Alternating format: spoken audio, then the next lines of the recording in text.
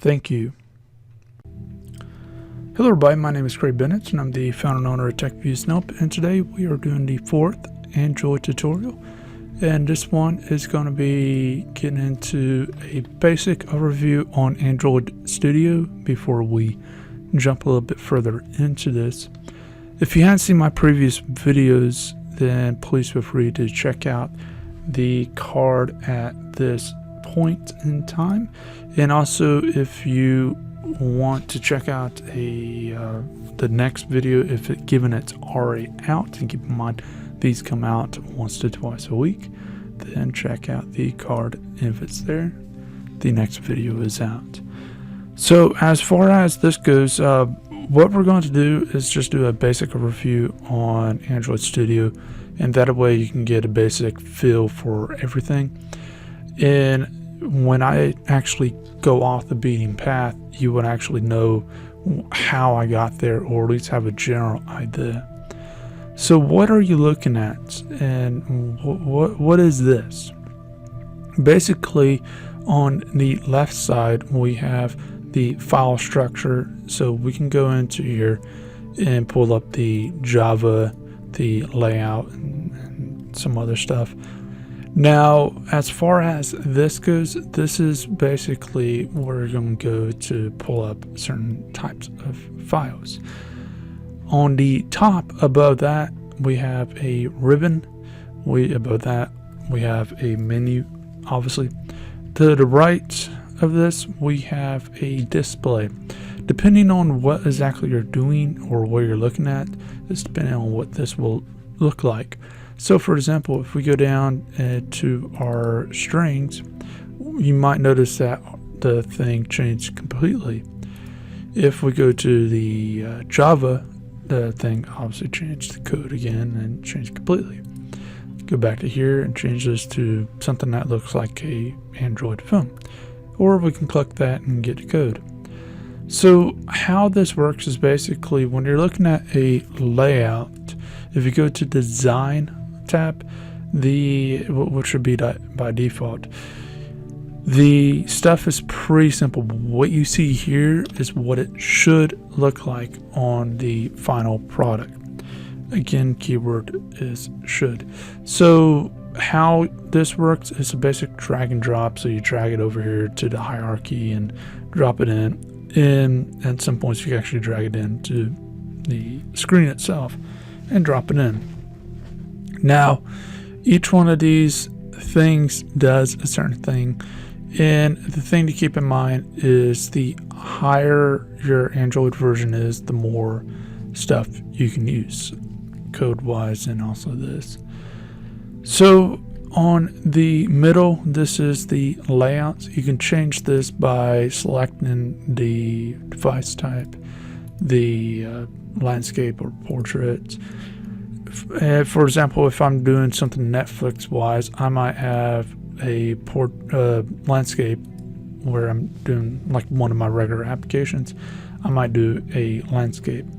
On the right side, we have a hierarchy within the device itself.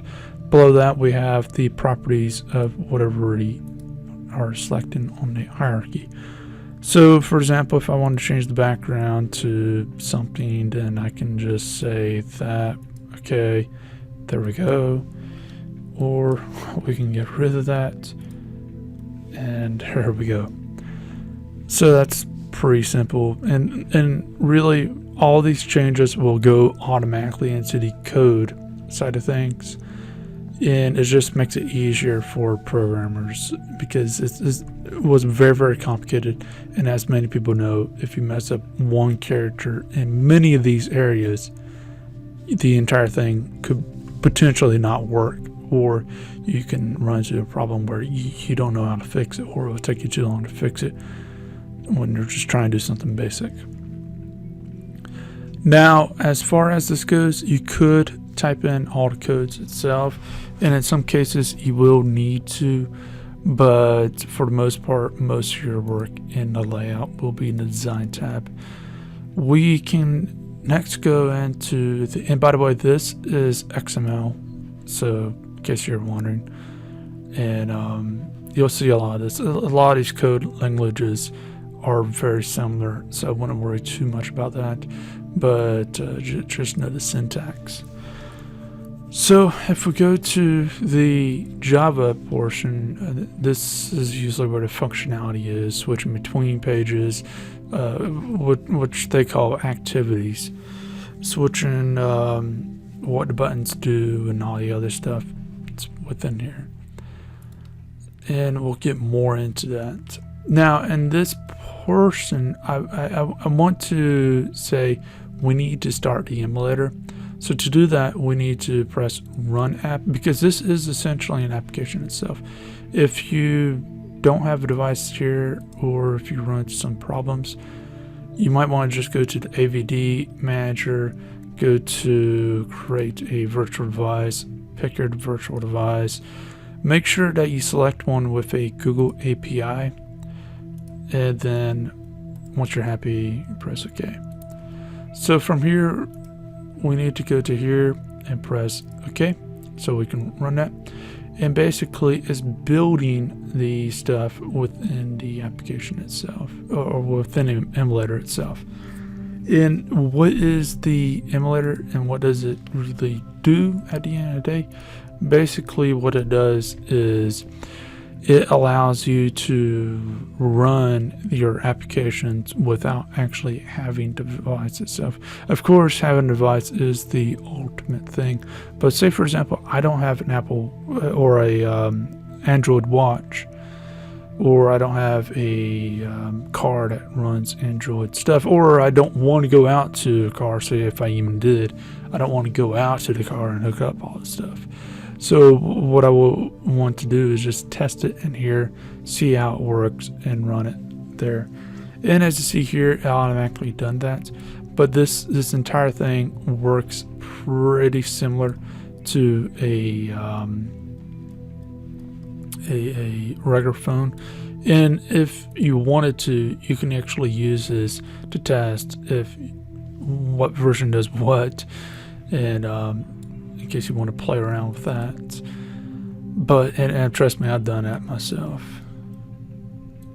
So let's say that you want wherever your app should be within here, but let's say that there's some problem that ran up, and you need to figure out what it is.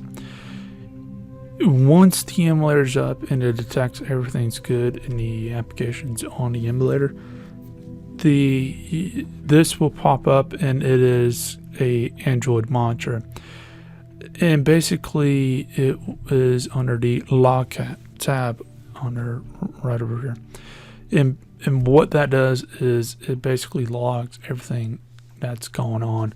So if something goes wrong, you can actually see it with its timestamp and everything.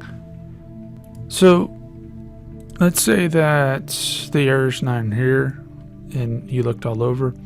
Let's go to messages, and what this is the build. So if the error happened during the actual build process, there's a few things that you can do. You can rebuild it, like rerun it, but what is probably the better option is to first search for the error. Don't tell me what the error is, because there's a lot of them and I won't be able to answer all of them. And to get to someone that can actually answer it in a timely fashion, you can go to stackoverflow.com and ask there on your errors and stuff. But again, I'll say first search Google for the error, and if you find it, then great. If you don't, then Stack Overflow is probably your best bet. There's a few other places, but that's one of the better ones to go to. So let's create an error so you know what it looks like. And basically, one of the easiest ways is by going into the Java and simply going and removing a semicolon where it's suspected. Let's run it again. We can either choose a emulator that's already running or launch a new one. Press OK. And here it says error, and then it gives a semicolon expected. And this is part of the syntax where it says to close the line. So let's add the semicolon again. And if we run it one more time with it in there, the thing should work as seen there. Now, as far as the error, all you need to do is double click on the error itself, and it will just take you to the error exactly where it's at, and that way you don't have to hunt for it. Plus, on top of that, you'll get a red line, and also you get a squiggly mess on the actual one that's creating the error.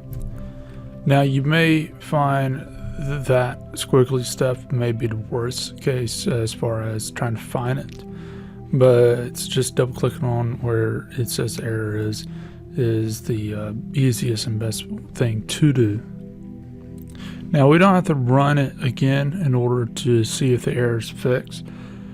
All you have to do is click this button, sync project with Gradle, and what it will do is it will try to rebuild it and see if there's an error, which obviously there isn't.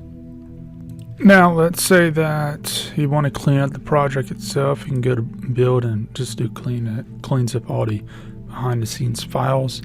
But let's say that you can't find this for whatever reason, like it's hidden or whatever. Let's go to the bottom left here, and you can get the full list of everything, and that way you just click that and it takes you there. Now, as far as this goes, this is pretty much it as this video goes, and that way I don't overload you. But feel free to check out my past videos and also the upcoming video. And remember that I put out these Android how-tos once to twice a week, depending on my personal schedule. And if you do have any questions, let me know. You can let me know if you do run into any problems, but in case if you need to get someone on a timely manner, one of the best locations to ask for help is Stack Overflow. There is some Reddit forums out there and a few other things, so you could use multiple places to potentially get the proper answer and to go through that. But all the places, you need to make sure that you search on Google for the errors and the problems that you run into before you're actually asked